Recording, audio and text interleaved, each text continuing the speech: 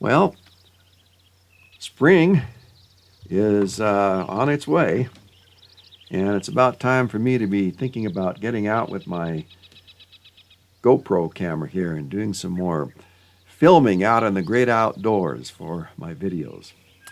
I like my little Audubon field guide to the Rocky Mountains.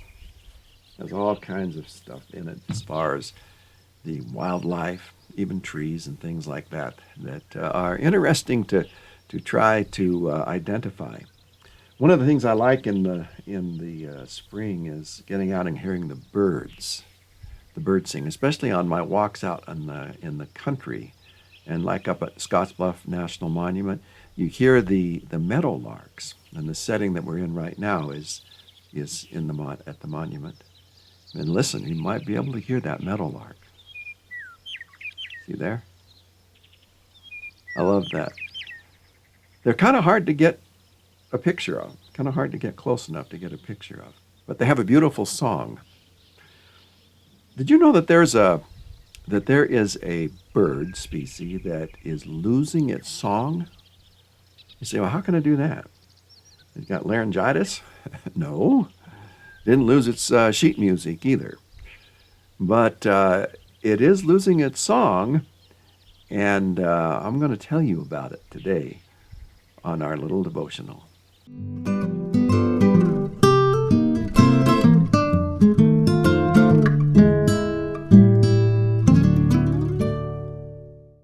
Recently, in the Our Daily Bread devotional, Sheridan Voye shared about a bird down in Australia called the Regent honeycatcher.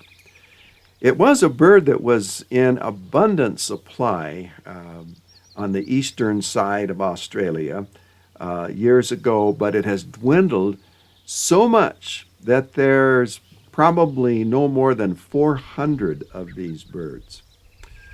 Back in 2019 and 20, you remember those devastating fires that swept through Australia?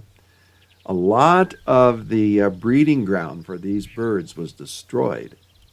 It feeds primarily on the nectar from eucalyptus and mistletoe species, and to some degree from other things too, but mostly on nectar and that kind of food.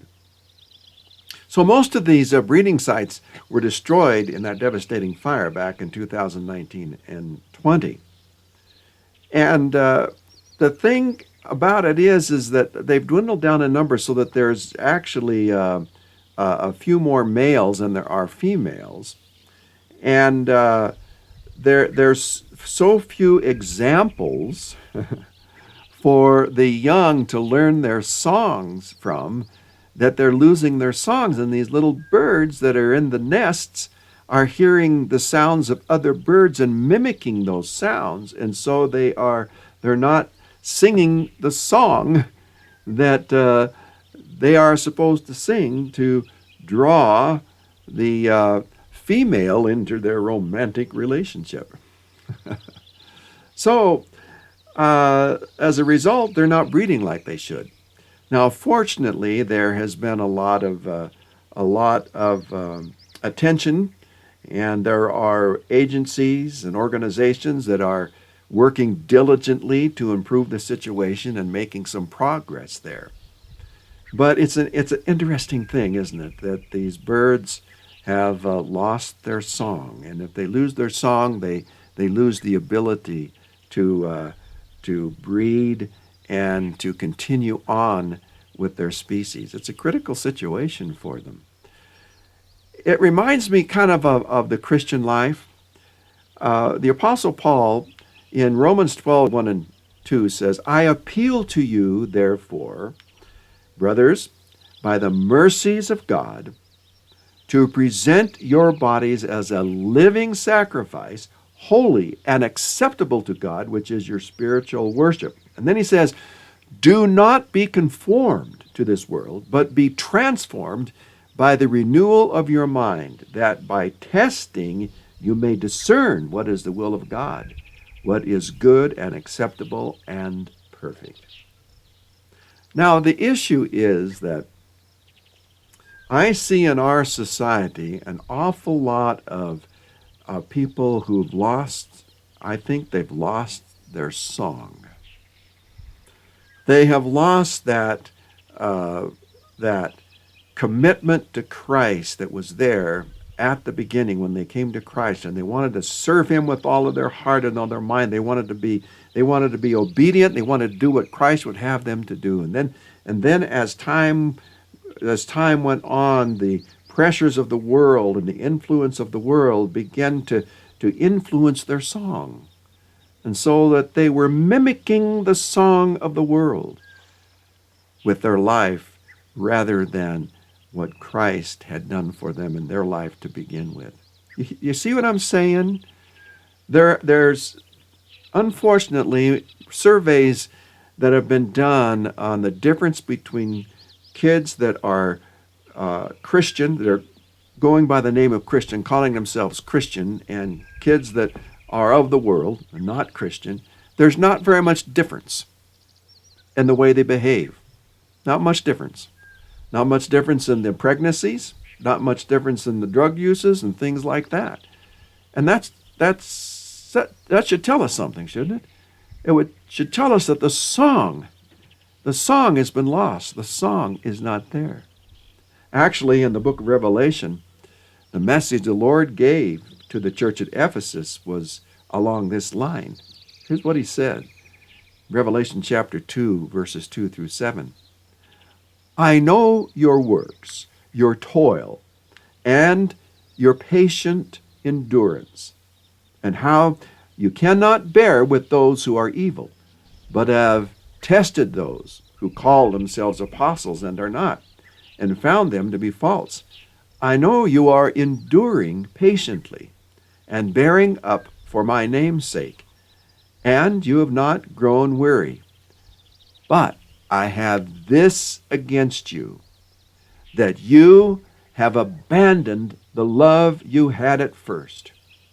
Remember, therefore, from where you have fallen, repent and do the works you did at first.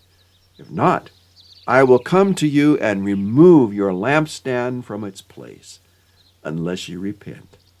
Yet this you have. You hate the works of the Nicolaitans, which I also hate. He who has an ear, let him hear what the Spirit says to the churches. To the one who conquers, I will grant to eat of the tree of life, which is in the paradise, the garden of the paradise of God. Isn't that something that should speak to our hearts today as we look at our lives? You know, we see the evil in the world just as they saw it. They recognized the evil that was in the world, and yet they were being influenced by it. They were falling back into the same things that they had been involved in before they met Christ, before they came to Christ, and before their lives were changed. You see, when Christ comes into our lives, it's like we get a new song. The world it's like springtime, and we hear the birds singing, and we enjoy the presence of Christ and living for Him. But then as the pressures of the world come in and the influences of the world come in, we begin to give in. And we begin to succumb to those things. So my message today to you is this. That little bird has lost its song because the little birdies are mimicking birdies that they shouldn't be listening to. Let's, in our own lives, examine what we are doing and ask God to truly lead us and guide us into His ways, to give us His song, for our lives to reflect His song and what He would want our lives to do in a world that so desperately needs the love of Christ. Let's sing the song of Jesus.